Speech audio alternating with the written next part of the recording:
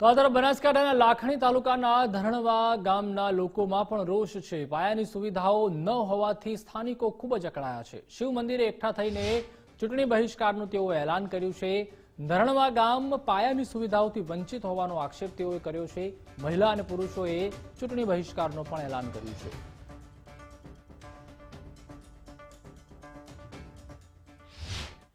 हमारे मेन रोडों की तकलीफ से रस्ता बताए खराब से एक रस्तो से रोड त्याने तवा भराई जाए से हमारे डिलीवरी होय के हमारे कोई भी काम होय तो ई ચોમાસાનું જવરાતું નથી બરાબર। અમારે તાલુકાનો લગતો રોડ નથી, 25 કિલોમીટર દૂર ફરીને જવું પડે છે બરાબર।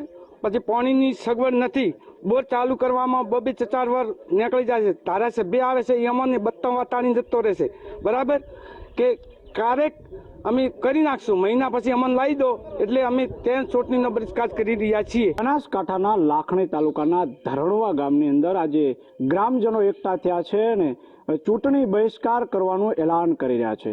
કંઈક ને કંઈક આ ગામની અંદર પાયાની સુવિધા નથી, તેને લઈ આપ જે દ્રશ્યોમાં જોઈ રહ્યા છો એ ધરણવા ગામની અંદર શિવના મંદિરે ગામ લોકો એકઠા થયા છે અને આ રીતે જે પોસ્ટર બનાવી અને અત્યારે જે ગામ લોકો, સમસ્ત ગામ લોકો, મહિલાઓ, બાળકો, તમામ લોકો અત્યારે ધરણવા ગામના શિવ મંદિરે એકઠા થયા છે અને ચૂંટણીનો બહિષ્કાર કરવાનું એલાન કરી રહ્યા છે। હું કેમેરામેનને કહીશ, ખાસ અત્યારે પોસ્ટરમાં એવું લખવામાં આવ્યું છે કે અમારા ગામમાં પ્રાથમિક સુવિધા નથી।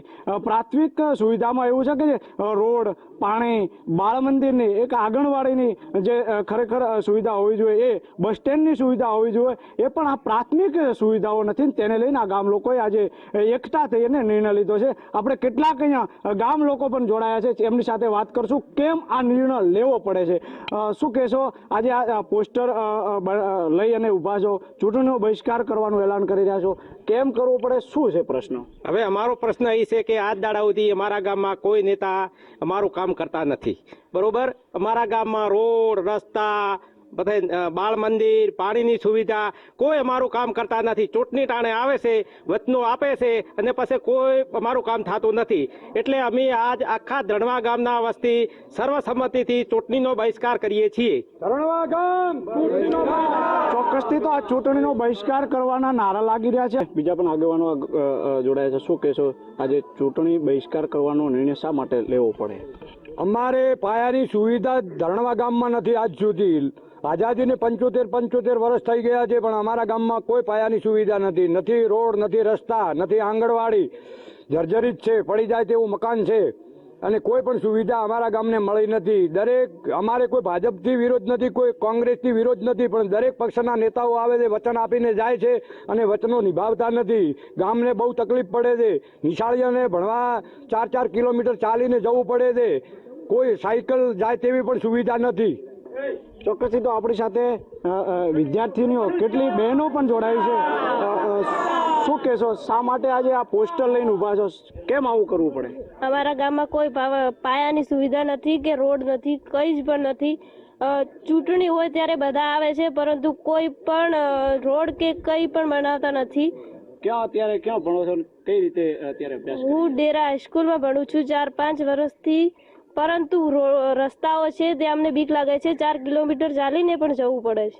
જે તે અધિકારીઓ, સરકારે તાત્કાલિક આ નોંધ લઈ અને આમનો જે તે પ્રશ્ન હોય એને તાત્કાલિક રીતે પૂરો કરવો જોઈએ અને પાયાની સુવિધાથી જે વંચિત છે, જે સરકાર મોટા મોટા દાવા કરી રહી છે કે કંઈક ને કંઈક જે આંગણવાડીથી માંડી અને જે સ્કૂલથી માંડી અને જે રસ્તાઓ છે, બીજા ગામને જોડતા રસ્તાઓ છે, એ પણ જો ન થતા હોય તો ખરેખર આ સરકારે પણ અત્યારે ચોક્કસથી નોંધ લેવી જોઈએ અને આજે ચૂંટણીનો બહિષ્કાર લોકો કરી રહ્યા છે એ ન કરવા જોઈએ। આવી પણ એક ગુજરાત ફર્સ્ટ એક અપીલ કરી રહ્યું છે અને સરકારને પણ વિનંતી કે આમની તાત્કાલિક નોંધ લઈ અને જે આ લોકોની જે માંગ છે એ ખરેખર સ્વીકારવી જોઈએ। કેમેરામેન મિત દવેની સાથે યશપાલજી વાઘેલા, ગુજરાત ફર્સ્ટ, થરાદ।